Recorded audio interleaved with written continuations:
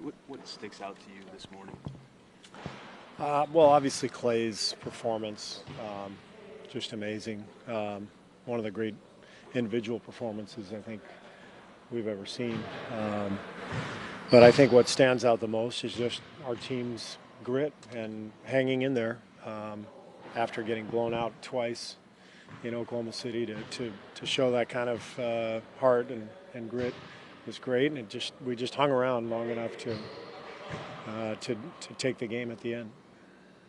What did you think of Andre's play, especially the way he finished that game? Yeah, Andre was great. I mean, he's always kind of our unsung hero. You know, he never has the numbers that jump out at you on the back in the box score, so people don't write about him or show him much on the highlights. But he's a phenomenal defensive player, and he's an incredibly intelligent player. Settles us down on offense and takes the toughest assignment on defense. Steve, how was describe the flight home? Flight home was great. It was a long flight, but didn't seem nearly as long as the one after Game 4 going home. So it was a lot of relief and just nice to come back home and still be in the series and have a chance. This past week, what have you learned from yourself and from your players? I haven't learned anything from myself, but I've learned that our players are tough. They're mentally tough. I don't know if I really learned that. I already knew that, but they firmly confirmed that. Correct. So it was great. It's been a great comeback, but now we still have to play. We still have another game. Steve, you weren't with this group when they played that Game 7 against the Clippers.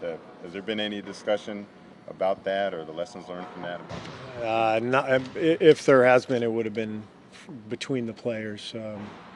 Our staff, none of the staff was here. Well, actually, Chris DeMarco was here, but everybody else was new after that. So we haven't discussed that. With and against guys who could really take somebody's heart by the way, if they scored a lot, whether it was Michael or Kobe, I mean, the way they would go after people mentally, they could destroy people. And Andre always has to guard that guy. How difficult a job do you think that is, and how difficult a job is it for him? Well, the job is difficult, but he's made for it. He really is. He reminds me so much of Scottie Pippen.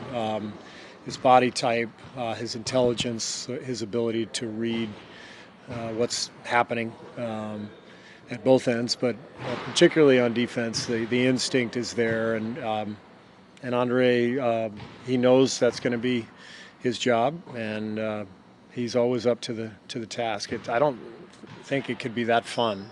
Honestly, it can't be that fun to have to chase these guys around and try to stop them, but he does as good a job as anybody, I think.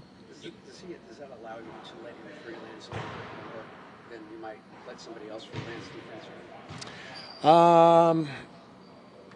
Yeah, I mean, Andre is he's our smartest defender. It's rare to see him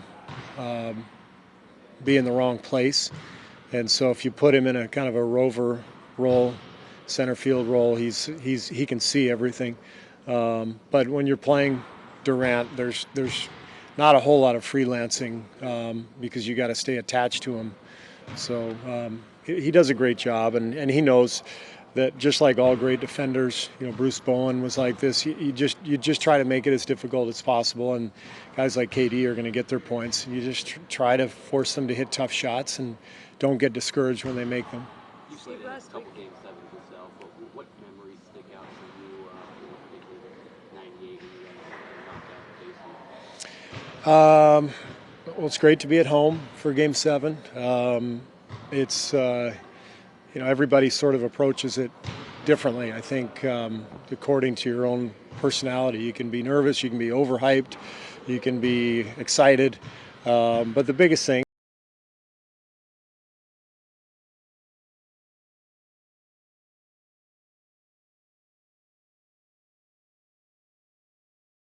it's even though the game carries a lot of weight, and we're all desperate to win on both sides, you have to keep some perspective too.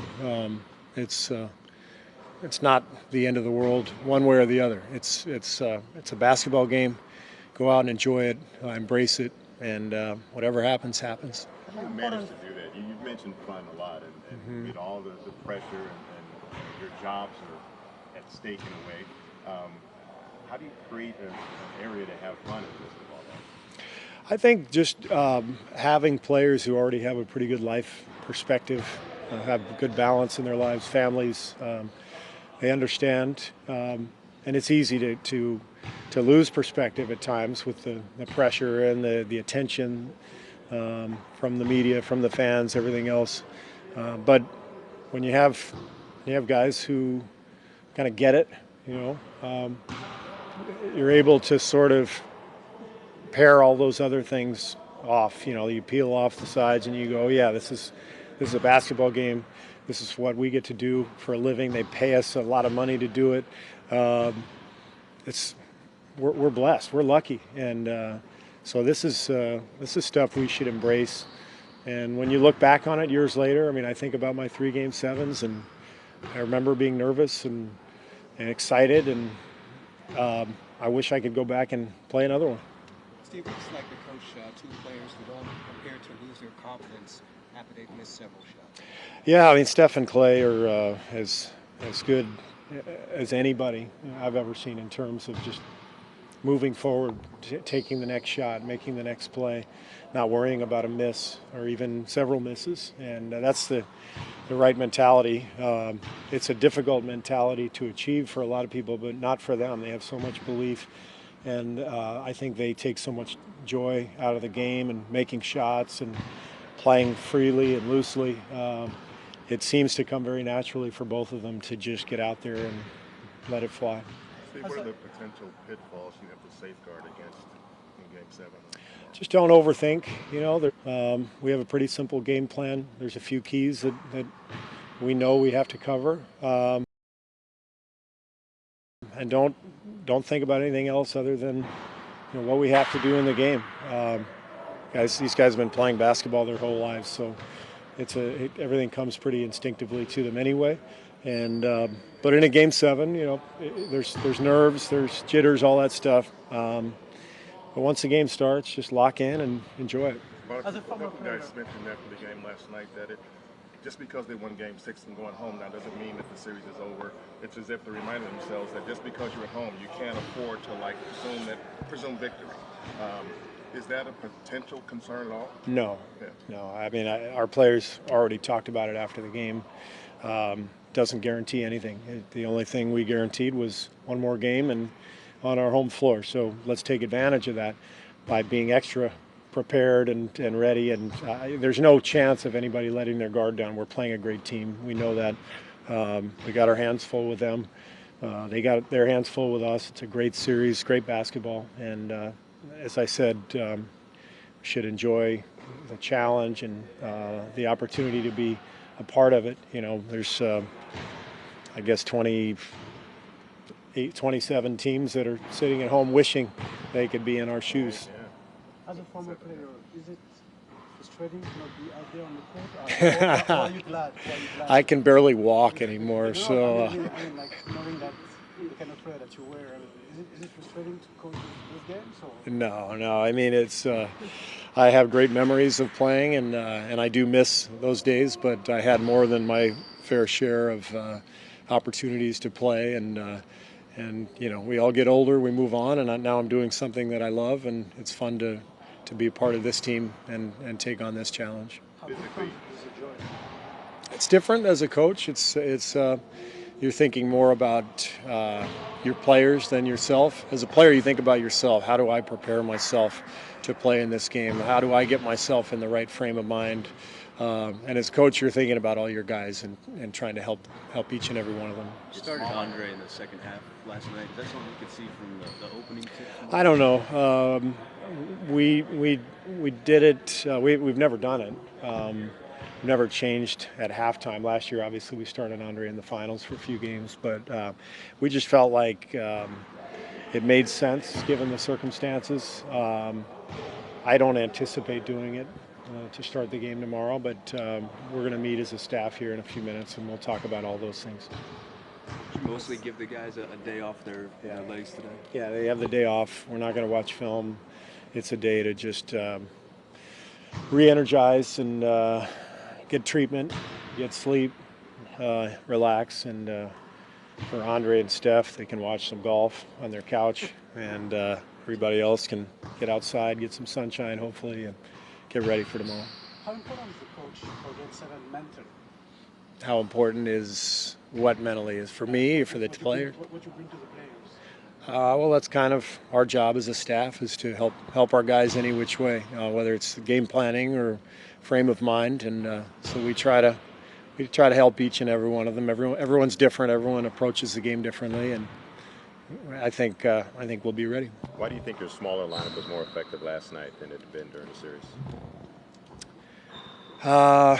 We didn't go to it until late. I mean, we did it a little bit in the first half, but I just think we battled harder on the glass. We were able to chase down more rebounds. I think Steph looked better last night. He looked bouncier. He looked livelier. Obviously, Steph is a huge part of our small lineup. We have to hit shots with that lineup for it to really work, especially against these guys, because their small lineup is lethal as well, but big. If that makes sense, it's a big small lineup. So it's a tough team we're playing against. They present so many challenges, and every night has been a little different. And they're very well coached. They're throwing wrinkles at us all the time, and we're trying to respond to that. And it's been a great series.